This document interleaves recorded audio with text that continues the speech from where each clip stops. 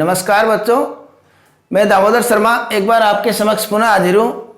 आज हम जिस विषय का अध्ययन करने जा रहे हैं वह है कक्षा 12वीं का पाठ भय, और जिसके कवि है, जिसके लेखक है आचार्य रामचंद्र शुक्ल। भय में हमने अब तक क्या क्या पढ़ा उसका मैं संक्षिप्त जानकारी दे दूं, उसके पश्चात हम आगे के गद्यांश पढ़ेंगे। भय में हमने पढ़ा कि भय क्या होता है, भय की परिभाषा पढ़ी, और भय की परिभाषा एक बार पुनः दोहरान कर दूं कि जिसका निराकरण संभव नहीं हो, जिसका निराकरण संभव नहीं हो, इस प्रकार की बात को सोचकर जो मन में अनिष्ट का भाव उत्पन्न होता है उसे भय कहते हैं। एक बार और पुनः सुन ले, जिसका निराकरण संभव नहीं हो, इस प्रकार की बात को सोचकर जो मन में अनिष्ट का भाव उत्पन्न होता है उसे हम भय कहते हैं। यह हमने पढ़ा। इसके पश्चात भय और क्रोध में अंतर बताया कि भय और क्रोध में क्या अंतर होता है, कि क्रोध का कारण हमेशा चेतन होता है और भय का कारण अचेतन होता है।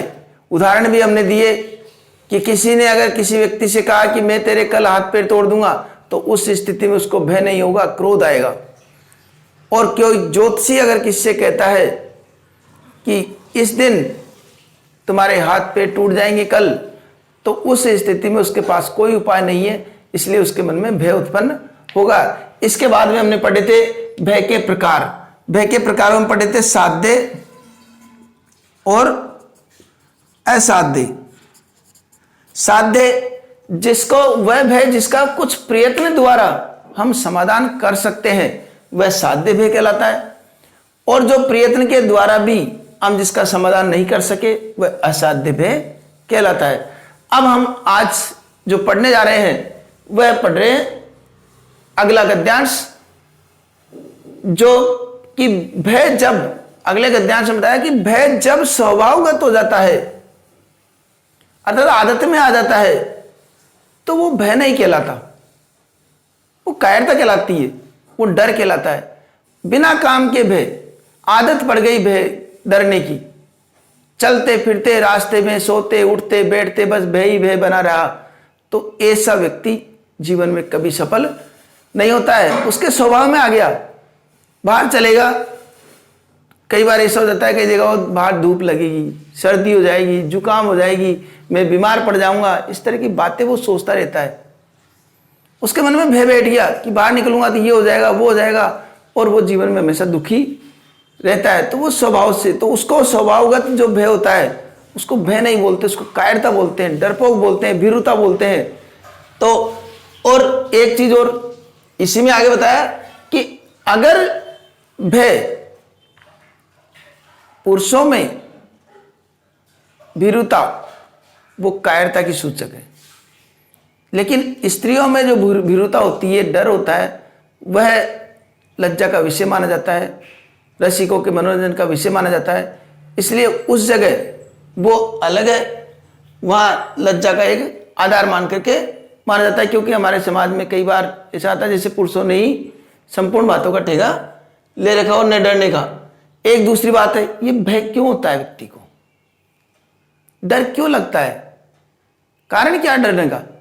उसका मुख्य कारण है उसको शारीरिक पीड़ा सहन नहीं कर पाता, उसको डर रहता है कि वो उसको असक्षम रहता है, वो शारीरिक पीड़ा सहन करने में असक्षम रहता है, इसलिए हर बात पे डरता है। वो यहां से जाऊंगा, गिर गया तो, लग गई तो, छोटी छोटी बातों में ही भयभीत होता रहता है। तो इस कारण से भी वो भयभीत या भीरुता उसके अंदर आ जाती है। कई बार देखा होगा कई व्यक्तियों में भीरुता इस कदर आ जाती है कि कोई व्यापार प्रारंभ करता है, कोई व्यापारी इस वजह से प्रारंभ नहीं करता कि मैं इसमें इतने पैसे लगा दूंगा, अगर मैंने 2-4 लाख रुपए लगा भी दिए और फायदा नहीं हुआ तो, मेरा कारोबार नहीं चला तो मेरे तो पैसे बर्बाद हो जाएंगे। ये बातें पहले से ही सोच करके वो व्यापारी प्रारंभ नहीं करता, ये बातें पहले से ही सोचकर वो व्यापारी प्रारंभ नहीं करता। उसको डर लगा रहता है कि मैंने व्यापार में पैसे लगाया नहीं चला तो ऐसे व्यक्ति कभी कोई व्यापार कर भी नहीं सकते। व्यापार वही व्यक्ति कर सकता जो निर्भय होकर के कि व्यापार में पैसे लगा दिए, अब ये व्यापार मुझे करना है, जो होगा देखा जाएगा, मैं अपने परिश्रम के बल पर इस व्यापार को प्रारंभ करूंगा। इस प्रकार का भय भी वो दूर करता है, वो भय को भी खत्म करता है अपने अंदर को और व्यापार को भी सफल बनाता है। क्योंकि नए प्रणाली के भय आने लगे। अब वो जंगली जानवरों वाला भय नहीं है। अब जैसे कोई पंडित कहीं पर पहुंचता है, शास्त्रार्थ की बात होती है, वो पंडित अपने आप को बचाता है उस शास्त्रार्थ से। वो सोचता है कि कहीं मेरी प्रतिष्ठा ये दांव पर नहीं लग जाए, कहीं मुझे सबके सामने नीचा नहीं देखना पड़े। इस कारण से वो अपने आप को शास्त्रार्थ से बचाता रहता है। शास्त्रार्थ का मतलब बड़े बड़े विद्वानों के सामने अपने विचारों को व्यक्त करने में या उनसे कुछ जानने सीखने में, इन सबसे वो बचता है। वो उसको डर रहता है कि मेरी प्रतिष्ठा दांव पे नहीं लग जाए। इस प्रकार का भय ज्यादा अब चल रहा है। क्योंकि वो वाला जो भय था कि जंगली जानवरों का, भूतों का, प्रेतों का, ये वाला भय तो थोड़ा इतना नहीं रहा। लेकिन ये वाला भय भी, ये भी भय की श्रेणी में आता है। अगर कोई व्यक्ति व्यापार प्रारंभ नहीं करता इस भय से कि व्यापार में घाटा हो जाएगा, ये भी भय माना जाता है। कोई शास्त्रार्थ नहीं करता, कोई पंडित या विद्वान, तो वह भी भय की श्रेणी में ही आता है। कोई बालक भयभीत रहता है परिणाम से कि कहीं मैं पास फेल नहीं हो जाऊं, कहीं मैं परिणाम बिगड़ नहीं जाए। इस भय में वो कई बार वो पढ़ाई उसका मन नहीं लगता है और वह असफल हो जाता है। निश्चित रूप से निर्भय होकर के अपने कर्म करते रहना चाहिए। अगले गद्यांश में बताया कि एक देखो भय भी ऐसा होता है। अभी जितनी बातें मैं बता रहा हूं आपको लगा होगा कि भय क्या होता है, भय तो गलत चीज है, नहीं होनी चाहिए। लेकिन एक प्रकार का भय ऐसा भी है जिसकी सब प्रशंसा करते हैं। कौन सा भय? धर्म का भय, धर्म से डरना। अब धर्म से डरना प्रशंसा कारण कैसे हो गया? क्योंकि व्यक्ति जीवन में, धर्म में, हमारे जीवन, हमारे किसी भी धर्म में, हमारे देश में जितने भी धर्म है, हिंदू, मुस्लिम, सिख, ईसाई, जो भी धर्म है, उन सब में अच्छी अच्छी बातें बताई जाती है। और व्यक्ति को लगता है कि इन बातों के खिलाफ अगर मैं काम करूंगा तो अधर्म हो जाएगा, ईश्वर मुझसे नाराज हो जाएंगे, मुझे मुक्ति नहीं मिलेगी। इस प्रकार के डर से वह अधर्म युक्त कार्य करता ही नहीं है। फायदा हो गया ना? धर्म से डरना ये अच्छी बात है। धर्म से डरना अच्छी बात है, इसकी हमेशा प्रशंसा होती है।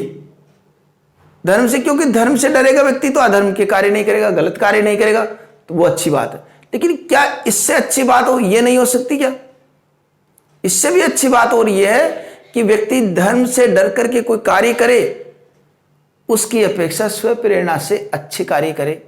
अपनी स्वप्रेरणा से उसको ये लगे कि मुझे कोई गलत कार्य नहीं करना, तो वो ज्यादा श्रेष्ठ है। एक तो डर के कार्य करना, डर के अच्छा कार्य करना, उसकी अपेक्षा अपनी प्रेरणा से अच्छे कार्य करना, वो ज्यादा सही है ना। एक तो कोई, जैसे पढ़ाई की बात आ जाए, हम पढ़ रहे हैं और पढ़ क्यों रहे? कई बालक पढ़ते हैं कि आगे घर में पिताजी आ गए, शिक्षक आ गए, उनको देख करके डर के मारे किताब लेकर के बैठ गया। अच्छी बात है, किसी को देख करके बैठा तो है किताब लेकर के, किसी को देख करके आता हुआ देख करके और किताब लेकर के बैठा, अच्छी बात है। लेकिन एक वो है कि कोई देखे या नहीं देखे, कोई लड़े या नहीं लड़े, कोई फटकारे या नहीं फटकारे, मुझे तो पढ़ना है, और वो पढ़ने बैठ जाता है। कौन सा श्रेष्ठ हुआ? स्वेच्छा से पढ़ना। उसी प्रकार स्वेच्छा से अच्छा आचरण करना, किसी प्रकार के डर से नहीं, धर्म के डर से नहीं, इसके डर से नहीं, उसके डर से नहीं, केवल स्वेच्छा से हमें अच्छा काम करना है, कोई गलत कार्य नहीं करना है, वो श्रेष्ठ व्यक्ति होता है। लेकिन धर्म से डरना भी थोड़ा इसलिए है कि चलो कुछ नहीं तो कम से कम धर्म के डर के मारे कुछ तो कर रहा है वो, इसलिए हम संतुष्ट हो सकते हैं। बाकी श्रेष्ठता की निशानी वो नहीं है। अब दूसरी बात होती है कि एक होता है आशंका और एक होता है भय। इस आशंका और भय में अंतर क्या है? आशंका और भय में अंतर क्या है, ये प्रश्न कई बार पूछ लिया जाता है। जैसे क्रोध और भय में अंतर क्या है, ये पिछले वीडियो में हमने बताया। आज हम बताएंगे आशंका और भय में क्या अंतर है। तो इसमें अंतर कितना है, तो आशंका निश्चित नहीं होती है, आशंका बनी रहती है, लेकिन उसका दुख इतना नहीं होता है जितना कि भय में होता है। जैसे आशंका की परिभाषा से बात करें कि दुख या आपत्ति की पूर्ण निश्चय न होने पर उसकी संभावना मात्र के अनुमान से जो आवेग शून्य भय होता है उसे आशंका कहते हैं। इसमें पूर्ण निश्चय नहीं है। अर्थात जैसे कोई व्यक्ति जा रहा है जंगल में व्यक्ति जा रहा है, उसको लगता है कि कहीं इस जंगल में कोई जंगली जानवर, शेर इत्यादि रहते हैं। उसको लग रहा है कि इस जंगल में शेर रहते हैं, लेकिन कभी कभी आते हैं, कभी साल 6 महीने में दिखाई दे देते हैं। तो वह उस जंगल से गुजरेगा, उसके मन में आशंका बनी रहेगी कि कहीं अभी नहीं आ जाए। वो चलता जाएगा, लेकिन उस डर की जो गति है वो धीमी रहेगी, और सोचता सोचता सोचता निकल ही जाएगा वो जंगल से, सोचता सोचता जंगल से निकल जाएगा वो। लेकिन उसके मन में आशंका हमेशा बनी रहेगी जब तक कि वो जंगल से पार नहीं होगा। और भय क्या होता है, भय होता है कि जंगल में उसी समय उसको भय क्या होता है, भय में ये होता है कि उसको निश्चित होता है कि इस जंगल में शेर रहता है और निश्चित रूप से मिलेगा और मुझे निकल के जाना भी है। तो वो डरते डरते हिम्मत करके कैसे भी करके, और वो हर तरह की सुरक्षा देखते हुए फिर वो आगे बढ़ेगा। उसकी गति थोड़ी तेज होती है। भय में दुख की गति तेज होती है और आशंका में दुख की गति थोड़ी धीमी होती है। जैसे आशंका, परिणाम को लेकर लोग आशंकित रहते हैं।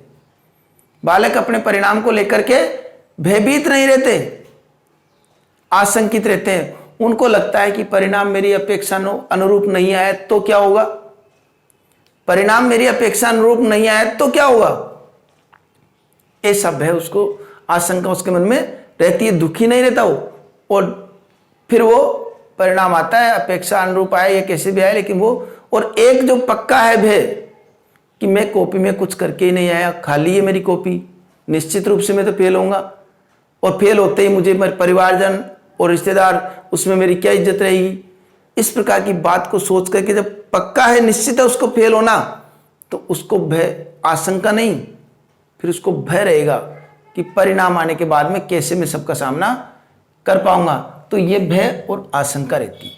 आशंका में मुख्य रूप से कि भय, दुख या आपत्ति का पूर्ण निश्चय नहीं होता है इसमें, और भय में दुख या आपत्ति का पूर्ण निश्चय होता है। तो आशंका और भय, इनका भी अंतर हमको पता होना चाहिए।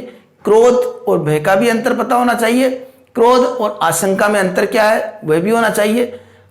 ये सब बातें हमको याद होना चाहिए। अगले गद्यांश में और भी बहुत कुछ हम पढ़ेंगे। अभी कुछ और पाठ शेष है, तो उन सब का भी हम अध्ययन करेंगे। तब तक के लिए धन्यवाद।